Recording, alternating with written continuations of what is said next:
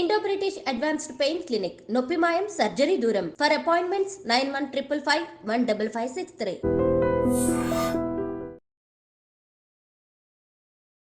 Hi hello నమస్తే welcome back to iDream media. ఈరోజు మనతో ఉన్నారు సర్టిఫైడ్ ఫైనాన్షియల్ ప్లానర్ అయిన డాక్టర్ అనిల్ కుమార్ బొచ్చు గారు. ముఖ్యంగా చాలామంది ట్యాక్స్ సేవ్ చేయడానికి సాలరీడ్ ఎంప్లాయీస్ అయి ఉండొచ్చు, ఈఎల్ఎస్ఎస్ని ఎక్కువగా యూస్ చేస్తూ ఉంటారు. But is it right and ఎంతవరకు అది బెస్ట్ ఆప్షన్ అనేది తెలుసుకుందాం. నమస్తే స్వామి. నమస్తే అండి. స్వామి, ఈఎల్ఎస్ఎస్ ఫండ్ అనేది ఎక్కువ మంది సాలరీడ్ పర్సన్స్లో ఒక 1 lakh 2 lakh ఎర్న్ చేసే వాళ్ళు ఎవరైతే ఉన్నారో వాళ్ళు యూస్ చేస్తూ ఉంటారు హెవీగా. Yes. నా ఫ్రెండ్స్లో కొలీగ్స్లో చూస్తూ ఉంటాను నేను.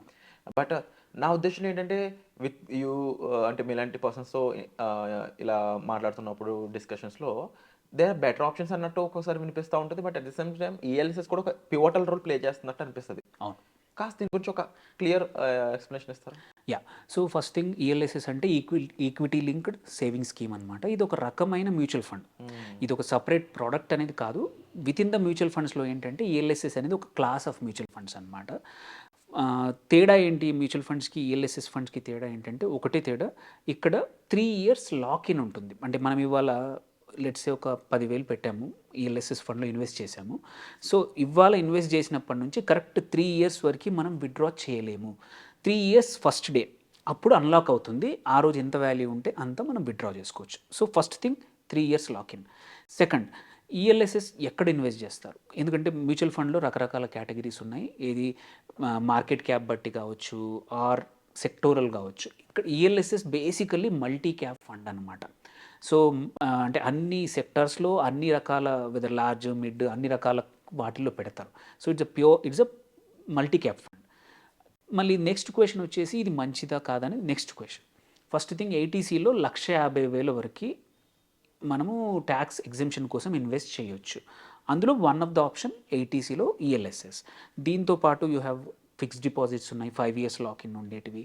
యూ హ్యావ్ పీపీఎఫ్ ఉంది, యూ హ్యావ్ మన పోస్టల్ డిపాజిట్స్ ఉన్నాయి, కిసాన్ వికాస్ పత్రాలు, క్వైట్ అ ఫ్యూ. అంటే మొత్తం ఒక 16-17 రకాల ఇన్వెస్ట్మెంట్లు ఉన్నాయి. అన్నిట్లలో అంటే అన్ని రకాల ఇన్వెస్ట్మెంట్స్ ఏవైతే ట్యాక్స్ ఎగ్జెంప్షన్ కోసం ఇచ్చారో లోయెస్ట్ లాక్-ఇన్ పీరియడ్, అంటే ఇంత తక్కువ లాక్-ఇన్ పీరియడ్ ఎక్కడా లేదు. ఇదే లోయెస్ట్ 3 years. అంటే మీరు పెట్టిన అమౌంట్ 3 సంవత్సరాల తర్వాత అన్లాక్ అవుతుంది, కావాలంటే వాడుకోవచ్చు. మీరు ఎక్కడ వేరే ట్యాక్స్ ఎగ్జెంప్షన్ కోసం ఏవి పెట్టినా సరే, ఈవెన్ యూలిప్సే అనుకోండి, ఎక్కడైనా మినిమం 5 and ప్లస్ ఇంకెక్కువనే ఉంది కానీ తక్కువ లేదు. Then coming to second question, second reason ఎందుకు అనేది మంచిదా కదని, రిటర్న్స్. మిగిలినవన్నీ mostly except ULIPs and ELSS తప్పించి మిగిలినవన్నీ మార్కెట్ లింక్డ్ కాదు. సో మ్యాక్సిమం రిటర్న్స్ నువ్వు ఎక్స్పెక్ట్ చేసేది 7.5-8%. అంటే అది ఇన్ఫ్లేషన్ కన్నా తక్కువగా ఇంచుమించుగా ఉంది. ఇన్ఫ్లేషన్ దగ్గరలో వస్తాయన్నమాట. అప్పుడు అంత రిస్కీ కదా. నువ్వు ఫస్ట్ ఓన్లీ నీ ట్యాక్స్ ఎగ్జెంప్షన్ కోసమే తప్పించి నువ్వు పెడుతున్న డబ్బులు అవినేవి మోరాల్లెస్ నువ్వు పెట్టిన అమౌంట్ ఇన్ఫ్లేషన్ కన్సిడర్ చేసుకుంటే వాల్యూ అయితే పెరగదు. సో ఇంతకుముందు ఐడియా లేనప్పుడు వేరే ఫండ్స్లో పెట్టేవారు, వేరే ఆప్షన్స్లో వాడేవారు. బట్ వన్స్ ఇప్పుడు ఇన్ని ఆప్షన్స్ ఇంత ఇన్ఫర్మేషన్ ఉన్నప్పుడు ULIP.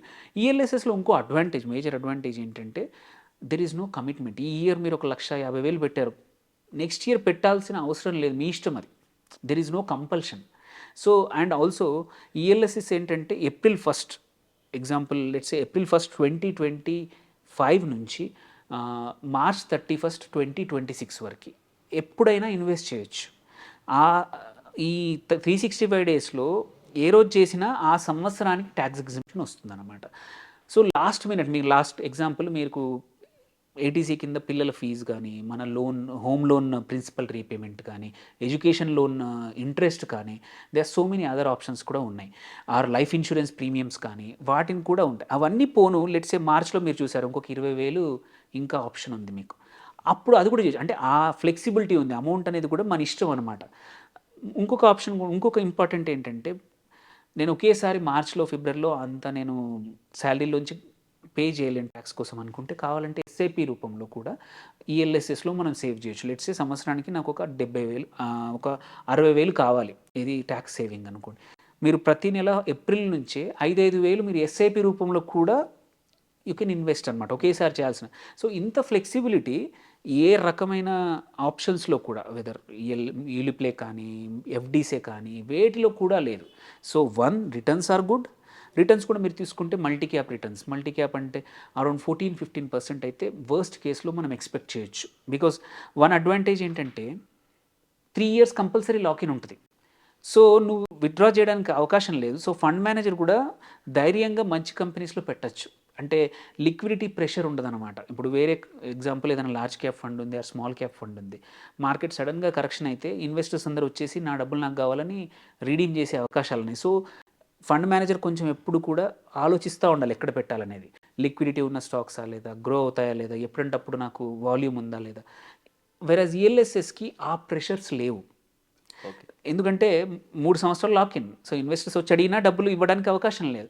So fund manager can freely invest and at the same time investor కూడా 3 సంవత్సరాలు టచ్ చేయకపోతే యూజువల్లీ ఏంటంటే టైమింగ్, నువ్వు ఈ మార్కెట్ తగ్గినప్పుడు పెడతాను అనే వాళ్ళు ఉంటారు కదా, వాళ్ళు ఎప్పుడు పెడతారు కానీ కరెక్ట్ టైంలో ఎగ్జిట్ అవ్వరు. So they never make money.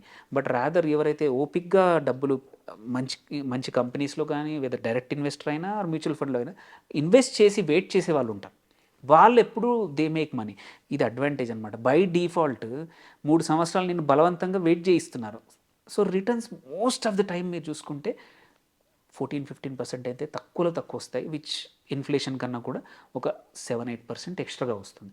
So మీకు రిటర్న్స్ ఎక్కువ ఉన్నాయి, 3 years లాకిన్, ఫ్లెక్సిబిలిటీ. సో అందుకే ELSS is the best investment undoubtedly.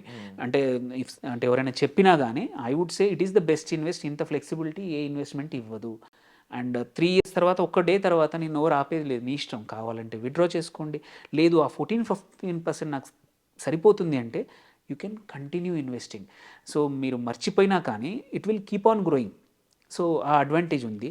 And one of the last advantage ఏంటంటే బికాస్ ఇది మ్యూచువల్ ఫండ్ కాబట్టి నువ్వు విత్డ్రా చేస్తే తప్ప ట్యాక్స్ అప్లికబిలిటీ ఉండదు.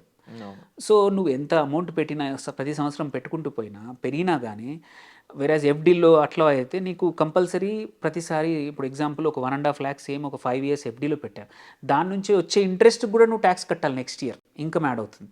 సో ఆ గొడవ కూడా ఉండదు, ఓన్లీ మీరు విత్డ్రాల్ అప్పుడే. ఆ విత్డ్రాల్ అప్పుడు కూడా ఎంత, ఇది long term capital gain, it's equity investment. 12.5%. ఆ 12.5 కూడా ఎప్పుడు, ఆ సంవత్సరంలో నీ ఫస్ట్ 1.25 lakhs 1,25,000 కన్నా ఎక్కువ ప్రాఫిట్ వస్తేనే కట్టాలి 12.5. అది ఆ ప్రాఫిట్ మీద మొత్తం కలిపి. లెట్స్ సే ఎగ్జాంపుల్ మనము ఒకసారి ఒక 5 years తర్వాత విత్డ్రా చేస్తున్నాము, ప్రాఫిట్ 3 lakhs వచ్చింది. ఓకే, 3 lakhs వస్తే ఫస్ట్ 1,25,000కి ఎటువంటి ట్యాక్స్ లేదు ఈక్విటీ నుంచి. ఓన్లీ 1,75,000 మిగిలింది ఉందో దాని మీద 12.5% మాత్రమే కట్టాల్సి వస్తుంది. సో అలా కూడా బెనిఫిటే. సో నువ్వు ట్యాక్స్ కూడా నువ్వు ప్రతి సంవత్సరం కట్టాల్సిన అవసరం లేదు. సో ఎన్ని రకాలుగా చూసుకున్నా ఏటీసీ కింద నువ్వు సేవ్ చేద్దాం అనుకుంటే ఈ నెక్స్ట్ యూజువల్లీ జనవరి, ఫిబ్రవరి, మార్చ్ చాలామంది ఇప్పుడే ఇన్స్టెంట్గా డిసిషన్ తీసుకుంటారు. ఓకే ఇంత ఉంది, ఇంకొక 50,000 కట్టాలి, ఇంకొక 1,00,000 కట్టాలి. ఈవెన్ కంపెనీ హెచ్ఆర్ కూడా ప్రూఫ్స్ ఇప్పుడే అడుగుతూ ఉంటారు. అడిగినప్పుడు ఏంటంటే వేరే వాటిల్లో టైం పడుతుంది. ప్రూఫ్స్ అడుగుతారు వాళ్ళు, ఇన్వెస్ట్ చేశారనే ప్రూఫ్, ఇన్కమ్ ప్రూఫ్స్ అంటే మనం ఎక్కడెక్కడ ఇన్వెస్ట్ చేసామనే ప్రూఫ్స్ అడుగుతారు. ఇదైతే స్పాంటేనియస్గా నువ్వు ఇవాళ ఇన్వెస్ట్ చేస్తే నీకు రేపు ఫోలియో రిసీట్ వస్తుంది, ఆ ఫోలియో సబ్మిట్ చేయొచ్చు. So easy to do, also easy to come. So అందుకే ELSS is the best option undoubtedly, without any question.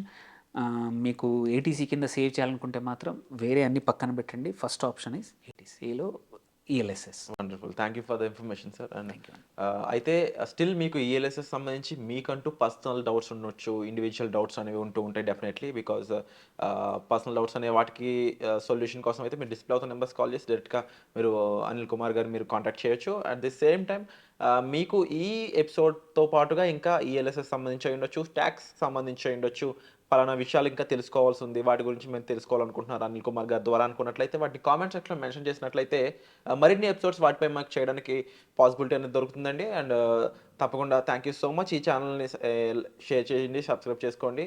వచ్చే ఎపిసోడ్లో మళ్ళీ కలుద్దాం. And thank you for the information. Thank you అండి.